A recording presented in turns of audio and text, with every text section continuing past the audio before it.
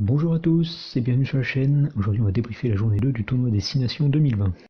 Vous avez l'habitude, un petit pouce en l'air, un abonnement à la chaîne et un clic sur la cloche pour activer les notifications. Ça fait toujours plaisir pour valoriser le travail fourni. Dans cette vidéo, je débrieferai bien sûr longuement le France-Italie avec l'évocation de la force de nos avants, mais aussi la faiblesse des trois quarts et de vieux démons qui ressurgissent. J'enchaînerai avec les deux autres matchs, puis je livrerai mes pronostics pour la journée 3.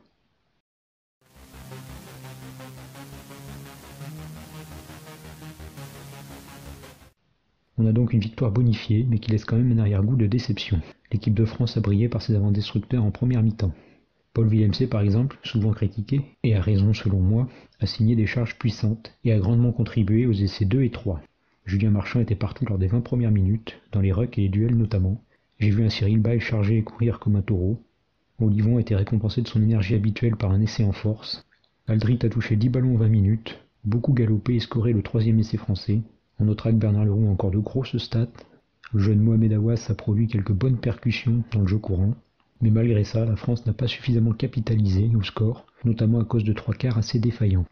Exception faite des essais 1 et 4 sur du jeu organisé, on peut noter qu'il y a eu un manque de profondeur au niveau de la ligne de trois quarts française. Là où l'Italie par exemple prenait beaucoup trop de profondeur pour lancer ses attaques et ainsi peinait à avancer et gagner du terrain. Si on regarde l'essai 4, on constate un beau ballon porté, un premier leurre de Ficou, Thomas est en numéro 10, en relais de Dupont, un nouveau leurre de Vincent qui ouvre la porte à Tamac et son accélération dévastatrice.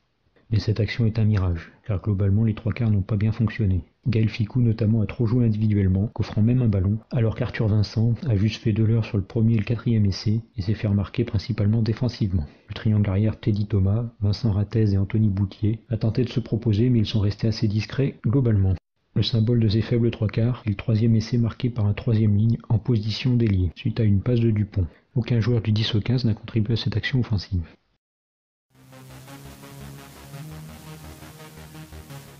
Face à de modestes Italiens, l'équipe de France a quand même encaissé 3 essais. Sur le premier, on voit que Teddy Thomas n'a pas besoin de monter en pointe, car Antoine Dupont l'a fait sur le 10 italien Tommaso Alan. Alors certes, Antoine Dupont manque son plaquage, mais le placement de Thomas permet de créer un 3 contre 1 fatal à la défense française, le pauvre Boutier étant bien seul dans le troisième rideau. Sur le deuxième essai, Aldrit avait anticipé au poteau, mais il a manqué de réactivité. Enfin, sur le troisième, on voit Serein se faire balader, Boutier subit le 2 contre 2, puisque Bamba, étrangement là, manque de vitesse, et Teddy Thomas regarde l'action de son aile opposée sans tenter un retour sur le troisième rideau pour arrêter Bellini. On se souvient bien sûr des échecs frustrants contre le Pays de Galles lors du tournoi des 6 nations 2019, ou bien contre cette même équipe pendant la Coupe du Monde, et aussi le scénario terrible du France-Afrique du Sud 2018. 3 matchs où les Français ont concédé trop de points bêtement, pour des défaites très courtes mais frustrantes et cruelles. On a eu un avant-goût de cela en première mi-temps, où il nous faut 20 minutes ultra-dominatrices pour inclure 13-0 aux Italiens, et 10 minutes suivantes médiocres, où une erreur défensive de Thomas et une faute bête de Ficou permettent aux Italiens de revenir à 3 points en n'ayant pas fait grand-chose. Ça a été pire en deuxième mi-temps, avec notamment 3 touches perdues consécutivement en 2 minutes, et une faute de Taofi Fenoua dans la foulée. Après le deuxième essai italien, et alors qu'on a encore 11 points d'avance, on se prend 2 pénalités coup sur coup qui ramènent les Azzurri chez nous trop facilement, alors qu'ils ne sont pas du tout dangereux. Au final, on fait 12-12 en deuxième mi-temps, en s'appuyant sur 2 inspirations de Tamac et Serein, là où les Gallois, notre prochain adversaire, a mis 21-0 aux Italiens en seconde période, bien que ces derniers les bousculaient franchement. Cela donne une idée de l'importante progression effectuée pour arriver au niveau des grosses écuries européennes. L'ouvreur Romain Tamac illustre parfaitement la dualité des Bleus. Capable d'une bonne inspiration au pied à la 6e minute pour le premier essai français, il récidive à la 9e alors que la situation ne le dictait pas, le 15 italien couvrant le second rideau parfaitement. Au pied c'est pareil, que ce soit sur ses tentatives de but, avec 9 points laissés en route sur 17 possibles, ou bien dans le jeu, ne trouvant que rarement des touches directes, même quand la France souffrait en deuxième mi-temps. Il a donné ainsi des ballons de relance trop faciles aux Italiens. À la main, il est autant capable de marquer sur une belle accélération que de commettre un en avant grossier, symbole d'une seconde période à 2 visages. On peut aussi lui reprocher un manque de leadership ou de vision du jeu, dans son incapacité à ordonner à ses trois quarts de prendre plus de profondeur. Il faudra sérieusement se pencher sur ce problème du banc insuffisant, un souci récurrent après les dernières 20 minutes délicates contre les Anglais. La bonne tenue constante de la mêlée est la seule amélioration à noter. Peato Movaca a été très discret, le pilier Jefferson Poirot aussi, Demba Bamba a raté des plaquages et aurait dû prendre un jaune pour sa manchette à la 72e, Cameron Wookie et Boris Palus sont assez quelconques. Devant, seul Romain Taofi Fenoua a fait le boulot. Hormis une faute à la 53e, il gratte 2 ballons précieux et pourrit un môle italien lors d'un temps très faible côté français. Derrière, l'inspiration de Serein pour le dernier essai est absolument magnifique, dans un registre individuel plein d'opportunisme et de qualité technique, notamment au niveau de son jeu au pied et de sa vitesse. Le jeune Mathieu Jalibert promet beaucoup, comme le montre son action de la 75e. Une possible titularisation de ce dernier en demi-ouverture, et le décalage de Tamac en 12 n'est pas ridicule, surtout quand on constate que Romain Tamac marque son essai en position de centre. Concernant cette Écosse-Angleterre, et j'ai pas trop envie de m'attarder dessus, il peut se résumer à des mêlées refaites, des touches perdues, des en avant en pagaille et beaucoup de jeux au pied. Les conditions climatiques, avec un vent violent et de la pluie sans discontinuer, sont bien sûr en partie responsables de la pauvreté rugbystique générale. Mais il n'y a pas que cela qui justifie la débâcle écossaise. Dès qu'une équipe a eu le vent en sa faveur, elle a déjoué. En première mi-temps, l'Écosse avait le vent dans le dos, mais a rarement trouvé la touche, préférant balancer le ballon très loin dans le camp anglais, ceci répondant plus intelligemment avec du jeu au pied quasi rasant qui bloquait les Écossais dans leur camp. Pire encore, Hogg était incapable de trouver une excellente pénale touche à la 34e minute de jeu, et Adam Hastings envoyait un ballon directement hors des limites du terrain, alors qu'il n'était pas dans ses 22 mètres.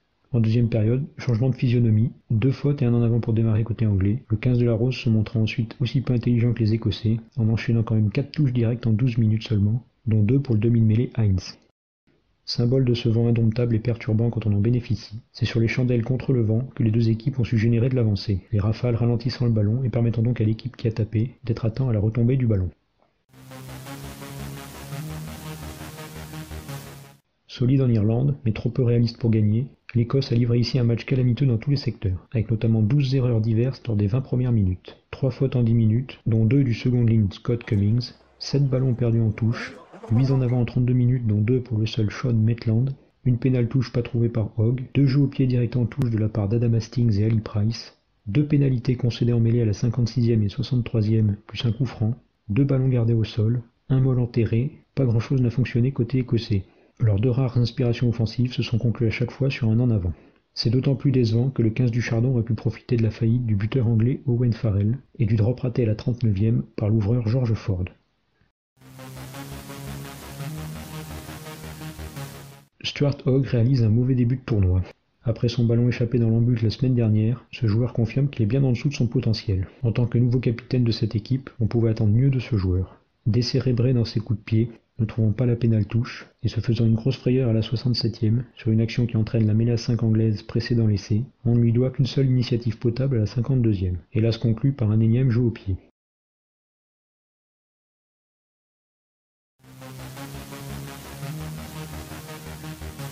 Tout l'inverse de Hogg, le solide pilier de Leicester, Ellis Genge confirme son talent après une grosse rentrée contre la France, où il avait martyrisé Demba Bamba. Remplaçant un Mako Vunipola à court de rythme dès la 57e minute, il a désossé la mêlée écossaise 6 minutes plus tard et marqué l'unique essai du match d'une charge dévastatrice. Peut-il devenir plus qu'un impact player redoutable? Eddie Jones doit se poser la question et espérer que oui, alors que Joe Marler n'a pas brillé jusque-là. À l'image d'une mêlée retrouvée pour les deux formations, les équipes se transforment d'une semaine à l'autre. En positif ou en négatif d'ailleurs, la preuve avec le réveil irlandais et des Gallois étonnamment en souffrance. Cantonnés dans leur camp dès le début du match, grâce au bon jeu au pied des Sexton, Conway et Stockdale, les Gallois ont passé toute la première mi-temps à alterner les moments de vaillance défensive et de résistance, avec de grosses erreurs à ce niveau, notamment sur les rucks et dans le jeu au pied. À cause de pénales touches pas trouvées, ou bien d'une organisation offensive défaillante, ils ont sans arrêt remis dans le coup une équipe d'Irlande peu réaliste et étrangement contrée sur son point fort des molles pénétrants. C'est une faute défensive du centre Nick Tompkins qui permettra enfin au 15 du trèfle d'ouvrir son compteur et de mener. Une joie de courte durée, car les Gallois ont poursuivi leur yo-yo permanent en scorant dans la foulée un superbe essai sur des passes intérieures dans la zone du 10 lors de leur deuxième incursion seulement dans le camp irlandais. À ce moment-là, mener 7-5 alors qu'ils sont grandement dominés tenait du miracle pour eux, mais n'était pas surprenant quand on connaît le caractère gallois. Ils finiront quand même par craquer, n'arrivant plus à compenser leur manque du jour, alors qu'un énième jeu au pied de pression irlandais précis, qu'un en avant grossier de Thomas Williams et des avant-gallois qui cherchent à plaquer trop haut, leur coûte un essai inscrit par Furlong. En revoyant cette action, on constate que Jake Ball et compagnie ne plaquent pas aux jambes et prennent le solide pilier droit sur le haut du corps, là où il est le plus fort. Deuxième grosse erreur défensive est synonyme de deuxième essai encaissé. De manière générale, la mollesse inhabituelle de leur soutien offensif, des dégagements au pied approximatifs et une défense manquée sur les extérieurs ont fait mal aux Gallois. Habitués de la rush défense, qui consiste à couper la liaison entre les centres et les ailiers, quitte à laisser de l'espace dans son dos, les Gallois l'ont ici appliqué qu'à moitié, laissant le champ libre aux ailiers, mais sans presser le duo irlandais à qui and Shaw. Les ailiers du 15 du trèfle ont fait alors parler leur vitesse et leur jeu au pied, pour malmener le 15 du Poireau dans ces zones du terrain. Pire encore côté gallois, ils ont perdu leur force habituelle en deuxième mi-temps, à savoir le réalisme. Laissé manquer de peu par Parks pour un en avant suite à une action magnifique, le symbolise grandement. Dans la foulée, le pilier Dylan Lewis fait tanguer sa mêlée et se fait pénaliser face à Kilcoyne à la 63e, puis George North commet un en avant grossier à la 74e, qui amènera l'essai du bonus des Irlandais. L'amélioration constatée dans la zone de ruck, où ils ont tenu 3 pénalités suite à 3 fautes de C.J. Stender, et le ballon porté bien réalisé pour l'essai de l'excellent Tipuric à la 81e, n'y changeront rien. Le seul bénéfice de cet essai est de permettre à l'équipe de France d'être en tête de ce tournoi au bout de 2 journées au goal average.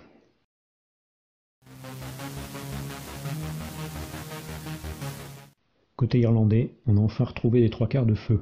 Si Stender a été dans son registre habituel, a gratté des ballons comme contre l'Écosse et a beaucoup donné dans le combat, il se fait aussi pénaliser 3 fois en deuxième mi-temps pour avoir perdu ses appuis et écope logiquement d'un carton jaune sans conséquence. Au niveau des 3 quarts, Murray a très bien organisé ses avants, Sexton a maîtrisé ses jeux au pied et toute la ligne de 3 quarts a suivi le talent de sa charnière. Aki, qui sort d'une mauvaise Coupe du Monde, a réussi 2 fixations sur le deuxième et quatrième essai et a volé un ballon important dans un ruck gallois. Son compère Robbie Henshaw s'est engouffré dans les espaces grâce à ses crochets et il a su faire jouer derrière lui. Les ailiers Stockdale et Conway ont fait parler leurs jambes et leur jeu au pied face à une défense galloise aléatoire. Enfin, l'arrière irlandais Jordan Larmour a effectué de belles relances. Globalement, les 3 quarts ont été nettement plus créatifs et précis que contre l'Écosse.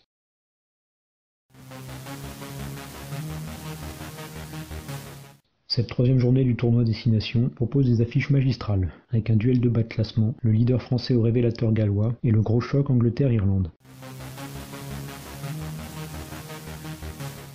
Ce Italie-Écosse est le match des 100 victoires aux dynamiques différentes.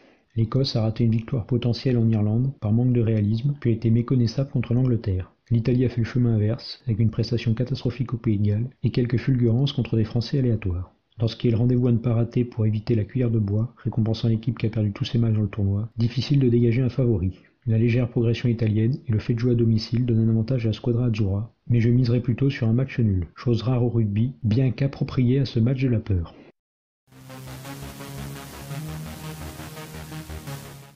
Cette Angleterre-Irlande est l'affiche des équipes qui se sont remises la tête à l'endroit lors de la précédente journée. Pour sa première à Twickenham dans ce tournoi, l'Angleterre devrait battre les Irlandais. Le 15 de la Rose n'a pas retrouvé sa maestria offensive, ce qui l'empêchera sûrement de viser un bonus offensif, mais sa puissance physique et son engagement, absent contre la France et de retour en Écosse, va contrarier le 15 du trèfle, qui a de sérieux atouts devant pour rivaliser un temps dans le combat et les rucks. Les 3 quarts irlandais devront confirmer leur bonne disposition face à la grosse défense anglaise. Je donne la victoire aux Anglais, sans bonus, et un petit point de bonus défensif à de valeureux Irlandais. Enfin, la France peut-elle créer l'exploit au Millennium de Cardiff? J'en doute. Si les Bleus ont 2 victoires au compteur, ils ont fait preuve d'inconstance défensive et on n'a toujours pas vu du grand rugby de 3 quarts. Le côté tueur des Gallois et leur défense rugueuse seront des bons tests pour voir si oui ou non les Français ont progressé dans ces secteurs. On surveillera notamment qui de la défense française ou de la défense galloise aura le dernier mot, sachant que Sean Edwards, récent coach de ce domaine chez les Diables Rouges, officie désormais pour la France. Côté compo, il se pose pour moi 2 questions. Qui en 10-12? Le duo Tamac-Ficou offre plus de garanties défensives, mais paraît triste offensivement. Ficou jouant trop personnel et Tamac distribuant le jeu sans génie. La paire Jalibert-Tamac est plus prometteuse en termes de beau rugby et me satisferait beaucoup plus. Sinon, qui mettre à l'aile? Rattez blessé, Thomas étalant toujours ses lacunes défensives, Penaud qui revient de blessure, Ngandebe encore novice, pas simple de trancher. Thomas devrait être aligné dans un esprit de continuité et pour ses qualités de finisseur. Le facteur X Penaud, celui qui avec Vakatawa peut mettre le feu partout, a de bonnes chances d'en être également. Mon pronostic, je vois un gros combat et des Français qui cèdent à l'usure et ratent de peu le bonus défensif. Merci à tous d'avoir regardé cette vidéo. Pensez à vous abonner à la chaîne et à mettre un petit pouce en l'air pour récompenser le travail fourni. N'hésitez pas à partager vos avis dans les commentaires et à me dire comment vous trouvez ce nouveau format vidéo. Salut à tous!